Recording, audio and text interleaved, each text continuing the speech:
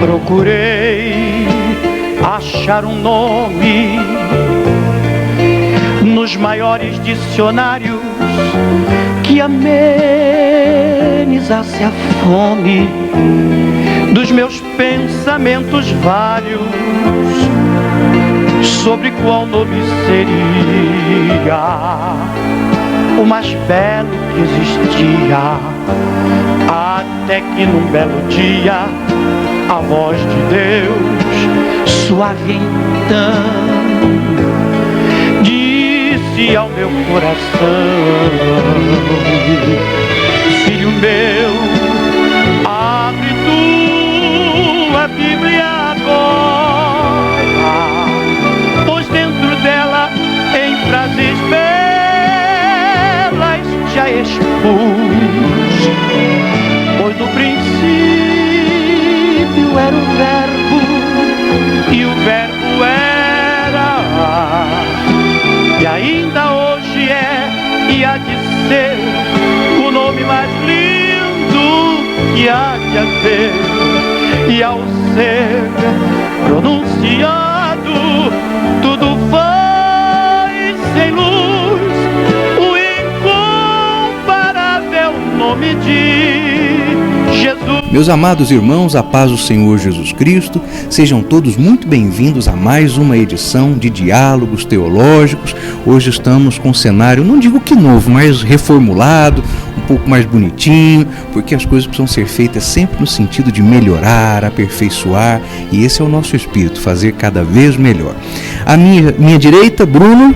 A paz do Senhor a todos. Mike. A paz do Senhor a todos. Vai falar?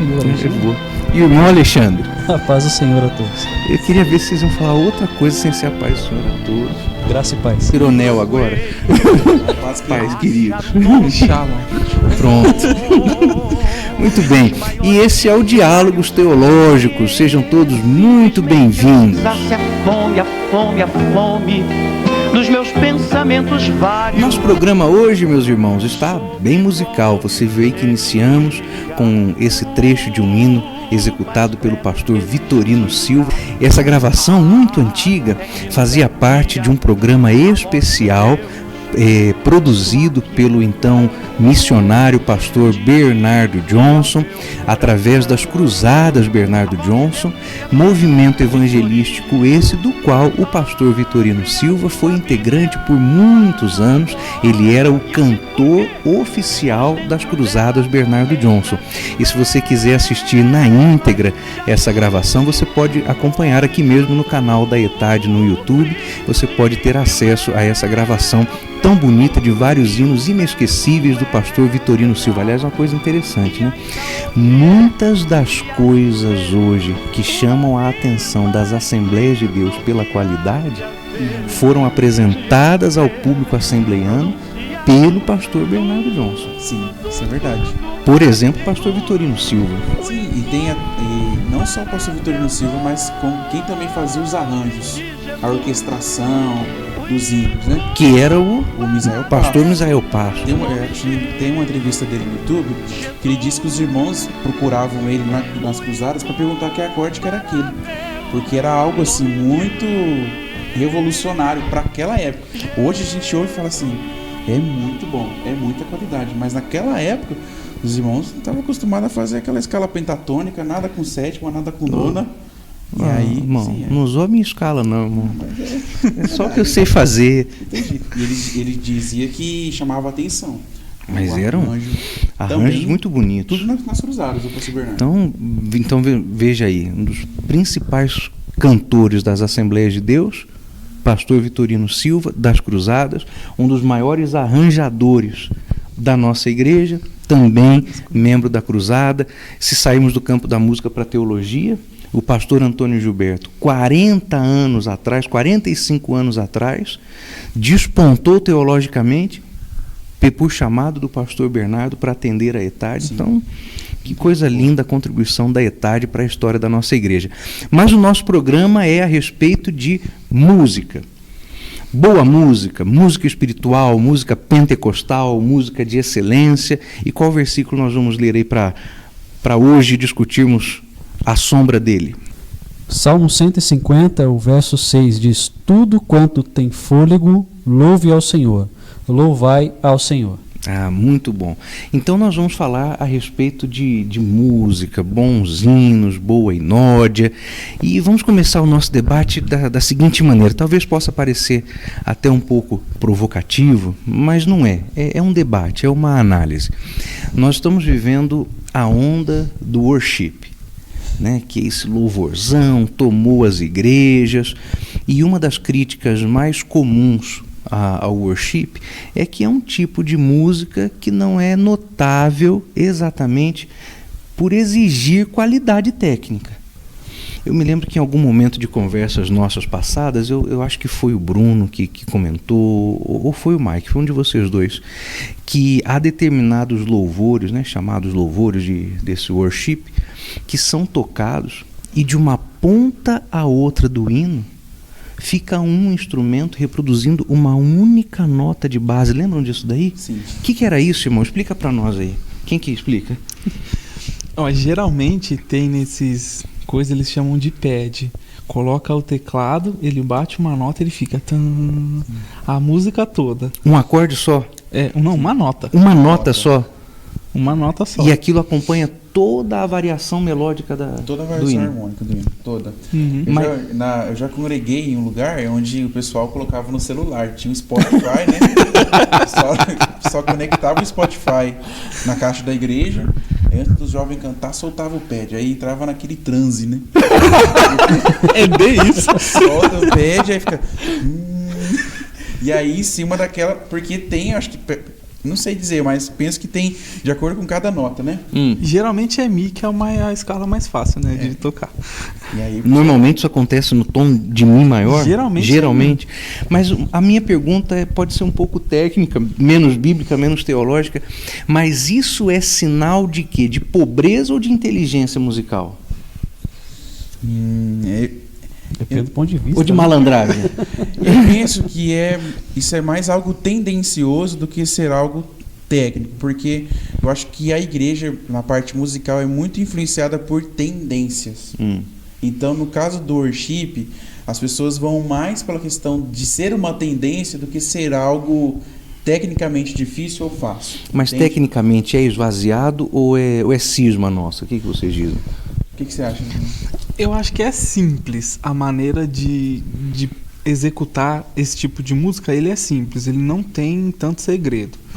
Para um músico treinado rápido assim, ele toca essas músicas com de pouco worship, treinamento ele toca. sem saber que música que é. Ontem, por exemplo, no nosso culto, para os irmãos que talvez não saibam, aqui na ETAD nós iniciamos todos os dias com um devocional diário.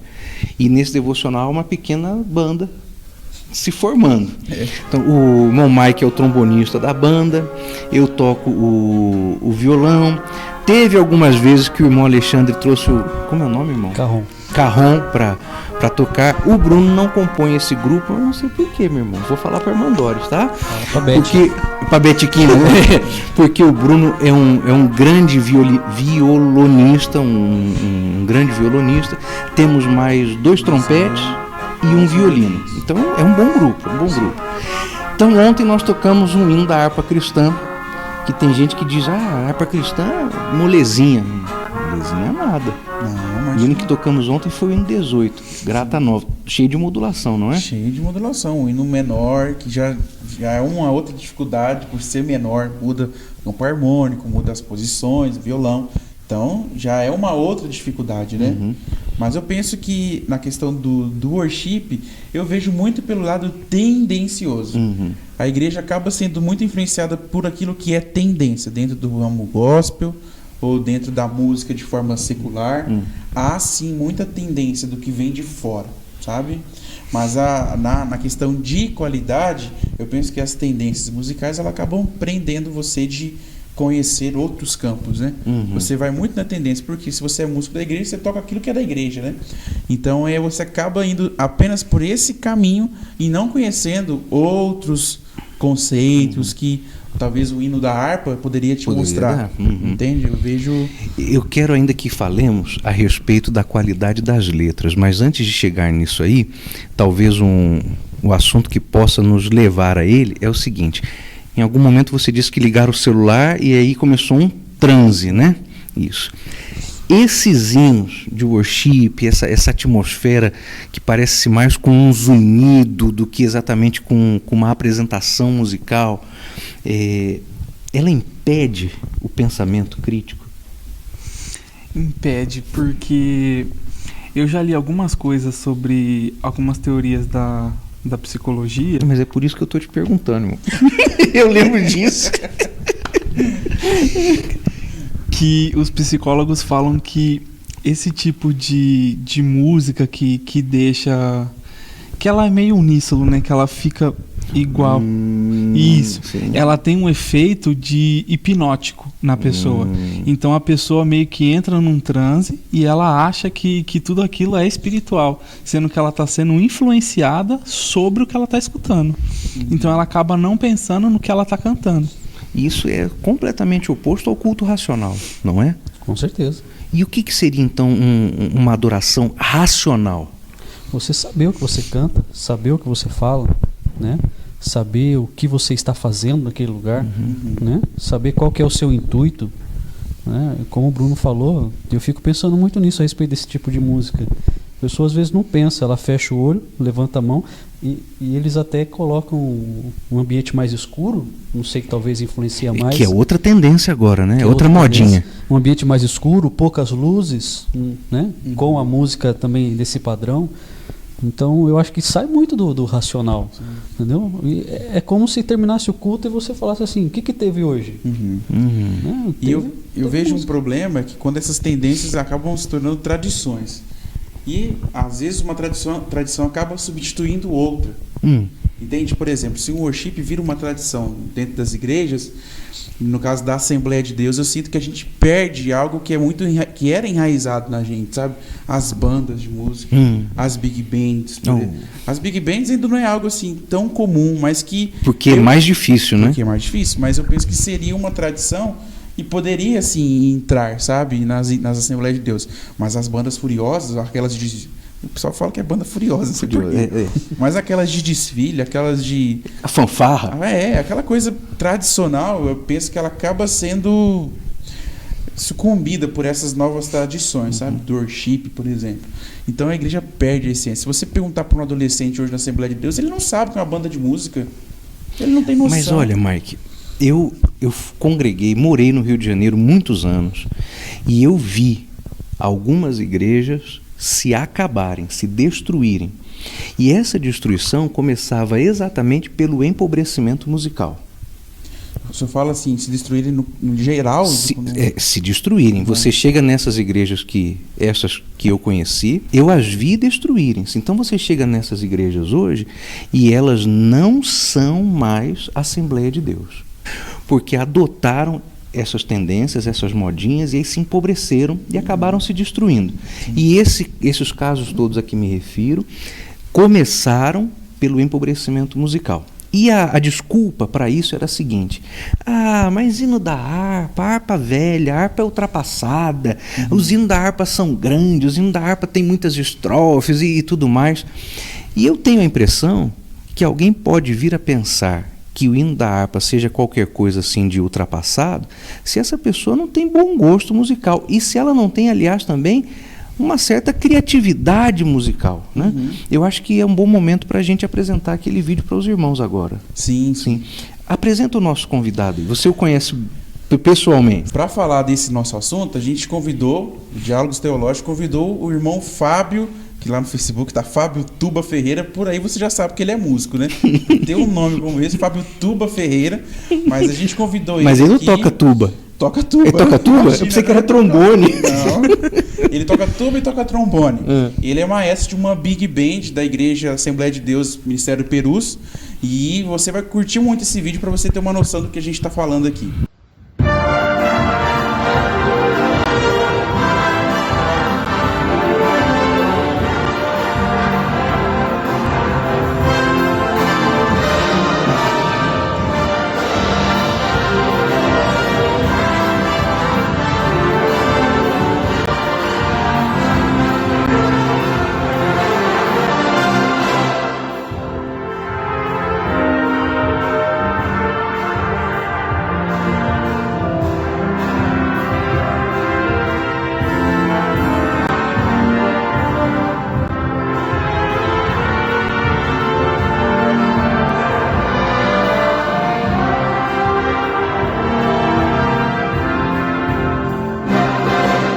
Agora, o trabalho que dá pra fazer isso, melhor pegar lá e meter um dedo no teclado, né? Exato. Mais fácil, Essa né? é a pergunta. É nesse ponto que eu queria tocar com o Então, Fábio. pergunta pro irmão Fábio Tuba. Irmão Fábio, a gente tem uma pergunta pro irmão. É a seguinte: qual o desafio que o irmão enfrenta aí na sua igreja para manter uma formação musical como essa? Não só manter, mas como formar músicos para essa formação, para ter uma banda de música, não só uma big band, né? Mas uma banda de música na igreja. Qual que é o desafio que o irmão enfrenta? Meus irmãos, a paz do Senhor. Primeiro quero dizer que é um privilégio ser lembrado e poder participar desse programa tão abençoado, né? O nosso tempo é bastante curto e eu costumo falar um pouquinho. Então eu tenho que tomar muito cuidado aqui, mas assim, em rápidas palavras.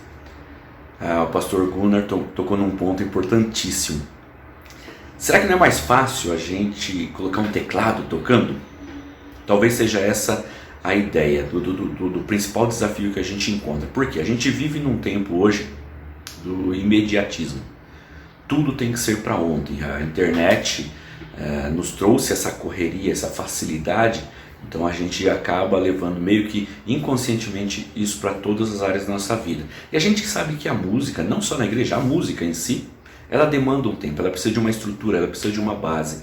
Não é simplesmente do nada eu pegar um instrumento e sair tocando e tocando bem. Não, eu preciso aprender a teoria musical, isso leva um tempo. Depois que eu pego o meu instrumento, eu vou aprender a técnica do meu instrumento, isso leva um tempo, né? E muitas vezes a gente não tem essa facilidade de esperar, né? Aliado a isso, eu vejo nas nossas igrejas, não falando mal, são questão de prioridades, né? Eu não vejo muito apoio por parte das nossas lideranças e mesmo maestros, que querem estar regendo, gostam de trabalhar ali na regência, mas não têm a paciência de ensinar. Eu acho que a aula de música é essencial nas igrejas e para isso a gente precisa de um estímulo constante, de um incentivo constante da liderança da igreja e da liderança musical da igreja, né? A palavra de Deus diz em Salmos 33:3, a gente tem que tocar bem e com júbilo. Bem e com júbilo. Isso é profundo se a gente pegar para analisar. A gente tem que tocar com alegria e qualidade, né? Com unção e técnica, ou seja, eu preciso estudar, não tem outro caminho. E eu vejo, são vários os desafios que a gente encontra, mas o principal desafio que eu vejo hoje, falta de incentivo, falta de estrutura e falta de tempo. Falta de tempo entre aspas. Tempo é prioridade, eu priorizo aquilo que é mais importante para mim. Então se eu achar que a música é mais importante para mim, eu vou arrumar um tempo para a música, mas nem sempre é isso que a gente encontra, justamente porque pela falta de estímulo, né, com relação a isso. Nós vivemos no tempo do já, né? Então eu acho que é pegar meu instrumento e tocar, e não é assim. Então talvez seja isso, um incentivo constante da liderança, né, de liderança da igreja, liderança musical, a ponto de fazer esse aluno estar o tempo todo animado, né, instigado a aprender mais, pensando lá na frente. A música a gente não aprende para hoje, a gente aprende para depois. tá? Espero ter respondido. Contem comigo sempre. Estamos à disposição. Deus que os abençoe. Não é fácil não. Dá pra jogar uma bomba no colo dos pastores também, viu? Por quê? Não é apenas apoio verbal, é investimento. Porque não é fácil custear uma banda, custear uma formação de uma banda de música daquela tradicional ou de uma big band. Não é fácil, porque envolve valor financeiro, envolve apoio. A formação de um músico é cara, né? É cara. Cara, além do cara querer, ele vai ter que ter muita dedicação e vai custar muito dinheiro. Vai. E tem que entrar no ponto, acho que da conversa, que a música, ela é acho que não sei quem falou, se foi o pastor Claudio Honor, que ele gravou um vídeo mostrando que alguém dizia que a Assembleia de Deus não tinha teologia, ele mostrava a harpa, né? Eu acho que olha só. Esse é um ponto, porque tem muita teologia por trás dos hinos, né? Principalmente na questão da Assembleia de Deus, a harpa cristã. Ali tem uma mensagem do Evangelho. Eu acho que das pessoas mais antigas, ninguém consegue esquecer que talvez no dia que ele se converteu, tocaram 15 da harpa, tocaram conversão, tocaram 212. É como se fossem memórias afetivas, né, na mente de um... É a trilha sonora da sua fé, irmão. É a trilha sonora da fé. A harpa cristã, no caso do assembleano... É a trilha sonora da fé. Porque não tem... Essa frase bonita, né? Sim, mas eu penso que é muito importante teologicamente também. Aí chegamos a um ponto, ao segundo ponto dessa conversa, que é não apenas a pobreza melódica, porque esses hinos de worship parece que tudo a mesma coisa, né? Mas também a pobreza da letra, da mensagem, e aquilo que é dito como crítica contra a harpa, contra os coros sacros, contra o cantor cristão, contra as antemas celestes, na verdade é o que esses hinários têm de mais forte, que é a sua letra. Então o worship é um fato para vocês ou é discutível isso? Esses louvorzões que tem tomado a igreja, eles são pobres teologicamente também ou não? O que vocês dizem? São. Geralmente eles têm letras que não fazem sentido. Eu vou citar um aqui, se o senhor quiser, corta depois. Tem um hino que fala assim, ó. Se ela é sua, como que eu vou te dar ela? Se ela já lhe pertence. Logicamente não tem sentido nenhum essa letra. Teologia nem tem aí. Você quer ver outra coisa que me incomoda nesse... Quer dizer hino, mas aí era um favor muito grande, né? Nessa canção, é chamar Deus de você. Isso é demais. Sim. Não, meu irmão, não faz isso não. Perdeu a reverência, perdeu o respeito. Quando eu ouço uma música, nem falar hino, né? Música que chama Deus de você, parece que estão rebaixando Deus à nossa altura, assim, sabe? Colocando ele à nossa altura, você e tal.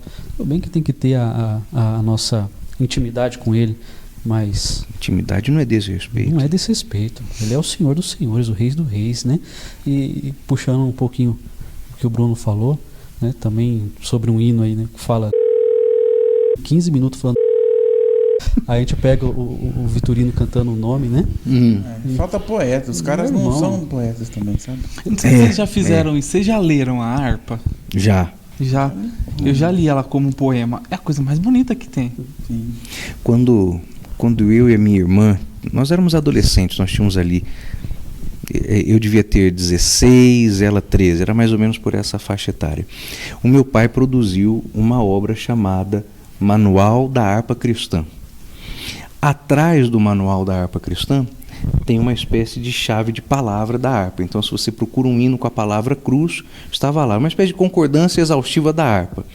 Quem fez aquele trabalho fomos minha irmã e eu. Então, por ocasião disso, nós lemos a harpa cristã. Meu irmão, aquilo é aula de teologia. O culto racional é racional porque nele existe a consciência que o irmão Alexandre disse que há, e essa consciência possibilita aprendizado enquanto se adora. Então, por exemplo, a letra do hino 10 é um hino que se dedica a exaltar a Trindade. Meu irmão, não é coisa para qualquer um negócio desse. É de fato culto racional, é aprender enquanto adora a Deus. Sim. O que se aprende com os louvores de hoje? Para começar, esses louvores já estão rodando na contramão, porque a adoração tem que subir. Esses hinos estão andando de lado, né? Sim. Quando não é o fato de Deus estar cantando para a gente. Aí é que machuca, né? Aí é que machuca. Quando Nossa. Deus está cantando para os homens, aí dói. E essa é outra tendência. Não é nem no estilo worship, né? No estilo musical worship. Mas há uma Heresioship, né? Tem um nome para expressar, mas é algo que é muito emotivo. São hinos emotivos de Deus dizendo assim: olha, você todo. Tem um hino que diz isso, você todo drogado e Deus escrevendo, você todo arrebentado e Deus escrevendo, sabe? Então há uma tendência também de hinos emotivos, sabe? Hinos que colocam Esse você hino em um... não glamoriza a salvação. Ele não exalta a salvação, glamoriza o pecado. Exatamente. É o que é esse hino aí, meu irmão. Exatamente É o que é. isso. Porque no final de tudo, alguém ainda vai ter a coragem de dizer: não preciso me arrepender dos meus pecados, porque eles me fizeram chegar onde eu cheguei. Exato. Os meus erros me fizeram ser quem eu sou. Sim. É a lógica invertida da necessidade da salvação. Olha, Exato. Eles Exatamente. excluem a mensagem da cruz nesses hinos. não há cruz. Não há, porque não tem valor nenhum a cruz nesses hinos aí. Mas Porque é muito mais atraente eu soltar um hino onde a pessoa se sente bem ouvindo aquilo, onde o ego dela se sente amaciado, vamos dizer assim, do que eu realmente fazer um hino que exalta a Cristo, que exalta a Deus, né? Fica muito o homem no centro e Deus de lado, né? Sabe o que seria interessante? É até uma dica, talvez eu nunca fiz isso, veio na cabeça que agora, um revelamento, né? Mas eu pensei, talvez um professor, se você é professor da escola dominical, de um seminário ou da ETAD, né? Imagina se você pudesse ilustrar as doutrinas bíblicas pelos hinos da harpa. Seria um exercício assim, de valorização da harpa muito bom para os alunos, para a igreja, até para quem é ensinador, para quem dá o culto de ensino lá toda terça-feira. Vai falar sobre pneumatologia. Tenta ilustrar utilizando os hinos da harpa e faz uma comparação com os hinos de hoje. Olha, você não consegue ilustrar uma doutrina bíblica com os hinos atuais. Que ideia boa, Mike. Sim. Usar a harpa como meio de confirmação de aprendizado das doutrinas. A confirmação é a própria Bíblia, mas de aprendizado das doutrinas. Que coisa, muito bom mesmo. Já podemos fazer pergunta para o consultor? Vamos almoçar também. E vamos almoçar, né? É verdade, vamos almoçar. Tô com fome, rapaz. Deu 5 minutos, eu olhei. 24. Muito bem. Então, vai, pastor, vamos, pastor. Então vamos. Antes de nos despedirmos, como é costume, vamos fazer a pergunta para o nosso consultor. E na saída do nosso programa você vai ficar com mais um trechinho do pastor Vitorino Silva. Mas, pastor Claudionor, a paz do Senhor Jesus, Deus abençoe bastante sua vida, pastor. Nós temos uma pergunta a propósito da nossa conversa hoje. Qual é o hino de canto coral ou da harpa cristã que mais toca o seu coração e por quê? Nesta oportunidade quero abrir-lhes o coração e falar-lhes acerca de uma recordação musical bastante particular para minha alma.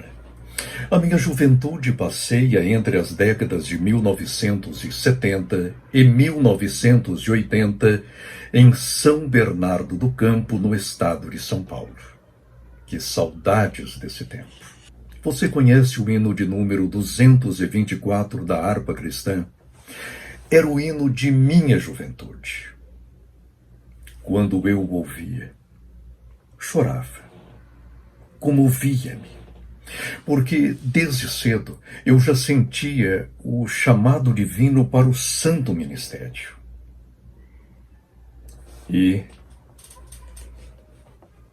ouvindo este hino, ainda hoje, comovo-me. Hino de número 224 da harpa cristã.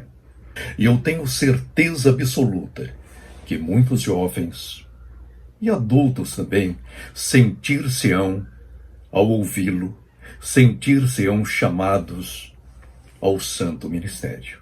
Que Deus nos abençoe. Amém. Pastor Claudionor, muito obrigado mais uma vez pela sua participação tão preciosa. Irmãos, antes de nos despedirmos, irmão Mike. Meus irmãos, é muito importante que vocês, aí, enquanto assistem o nosso programa, compartilhem aí com os demais irmãos, com os amigos de sua igreja, com aquele maestro da banda que provavelmente pode estar desmotivado aí. Falo provavelmente porque é muito comum. Então, por favor, chamem o nosso chame esse irmão, mande esse vídeo para ele, compartilhe nosso vídeo também nas suas redes sociais, marque alguém aqui, curta, compartilhe, faça alguma coisa para que esse programa possa chegar a mais pessoas. Meus amados irmãos, chegamos ao final de mais um programa. Queremos agradecer sua participação, sua colaboração. Não se esqueça de mandar para nós suas sugestões de tema, de perguntas. Pode deixar aí no comentário para nós podermos aproximar esse programa das suas expectativas. Então nós nos despedimos aqui, irmão Alexandre. A paz do Senhor a todos. Até a próxima. Paz do Senhor a todos, até a próxima. Bruno. A paz do Senhor a todos, até a próxima. Meus irmãos, a paz do Senhor Jesus Cristo, até nosso próximo programa, em nome de Jesus. Deus em Cristo te abençoe.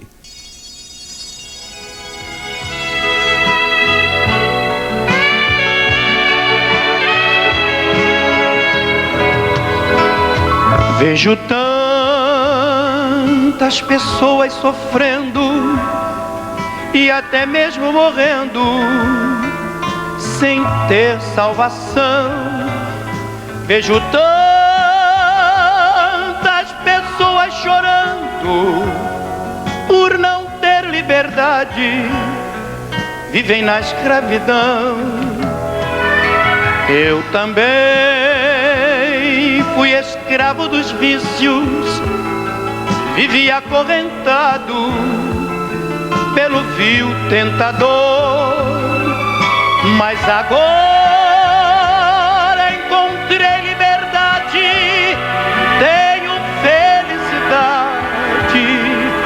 Cristo me libertou, como as aves que passam voando, revelando que livres estão, como o mar com suas ondas tão livres que vêm e se vão.